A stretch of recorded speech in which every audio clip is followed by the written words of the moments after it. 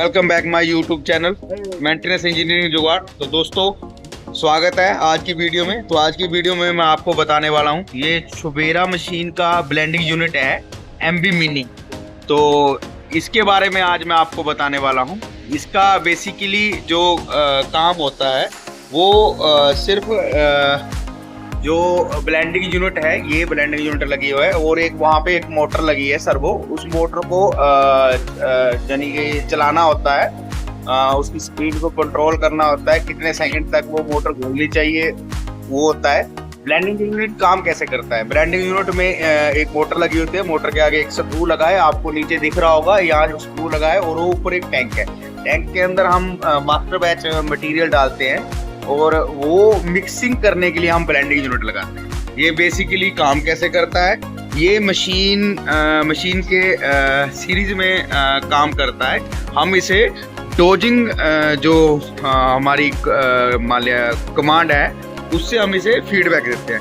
Feedback हम कैसे देते हैं? फीडबैक देने के लिए हमें इसमें एक रिले यूज़ करनी पड़ती है जो कि डोजिंग कमांड से होती है। जैसे ही मशीन को सिग्नल मिलता है, ये रिले है K44, जैसे मशीन को डोजिंग का सिग्नल मिलता है, इस रिले को भी सिग्नल मिलता है और यहाँ से ये रिले ऑन होती है। और रिले ऑन कंडीशन में यहाँ पे ये जो रिले का कॉमन टर्मिनल है और एनो टर्मिनल है, उसमें हम ब्लेंडिंग यूनिट जो कंट्रोलर है उसकी एक वायर लगाते हैं।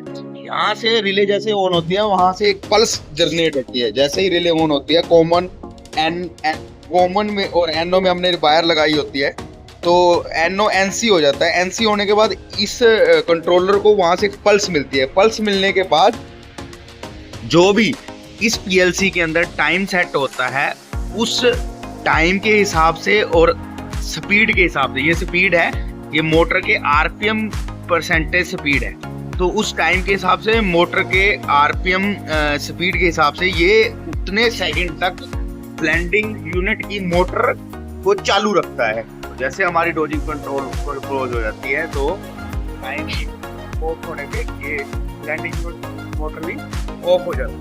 अब इसमें कुछ पैरामीटर हैं, वो मैं आपको बताता हूँ। इसमें ये उमरान की पीएलसी लगी है, जो इसमें डिलीट, अलर्ट और 4 अप डाउन साइड के की है और एक्सपेक और ओके। सबसे पहले आपने ओके दबाना है पैरामीटर सेटिंग के लिए, तो टाइम सेटिंग करते हैं। ओके दबा दिया, उसके बाद आपने डाउन की दबानी है, आपने आ जाना है पैरामीटर में, उसके बाद यहाँ ओके करना है। उसके बाद यहाँ पे आ जाएगा T0X और TRGO और RESO। तो उसके बाद आपने डाउन की दबानी है, आप यहाँ पे एंटर करना है। जब ये ब्लिंक करने लग जाएगा तो उसके बाद आपने डाउन या अप की दबा देनी है। तो आपने आ जाना है F के ऊपर TF, यहाँ आपने एंटर करना है। उसके बाद आपने नीचे आना है, यहाँ TESO को एंटर करना है। यहाँ पे आप जो भी टाइम आपका लग रहा है, मान लिया जाए डोजिंग में, तो वो टाइम आपने सेट कर देना है। उसके बाद आपने इसको ओके करके यहाँ से एस्केप करके बाहर निकल जाए। इसमें कोई ज़्यादा पैरामीटर नहीं होता है। कुछ लोगों के ये पार्टिकल्स जो क्वेश्चन रहते हैं कि जो ब्लेंडिंग यूनिट है ये डोजिंग के साथ काम करता है, यानी डोजिंग अगर कंटिन्यू रहेगी तो ब्लेंडिंग यूनिट की मोटर भी कंटिन्यू घूमेगी, तो वो गलत फहमी में है।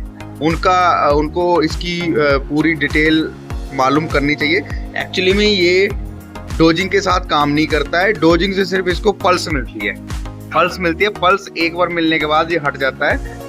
उसके बाद ये पीएलसी में इसका प्रोग्राम है, उसमें जो टाइम होगा ये उसके हिसाब से चलेगा। अगर आपको कंटिन्यू ब्लेंडिंग यूनिट की जो मोटर है वो डोजिंग के साथ रन करनी है, तो आपको क्या करना होगा, जो भी आपका यहाँ से आप डोजिंग का बटन प्रेस करोगे तो वो उसको कंटिन्यू प्रेस करके नहीं रखना है, बीच में आपको छोड़ना पड़ेगा। जब आप एक बार प्रेस करते हो और 3 सेकंड बाद छोड़ के फिर प्रेस करते हो, तब ये मोटर आपकी डोजिंग यूनिट के साथ कंटिन्यू घूमेगी।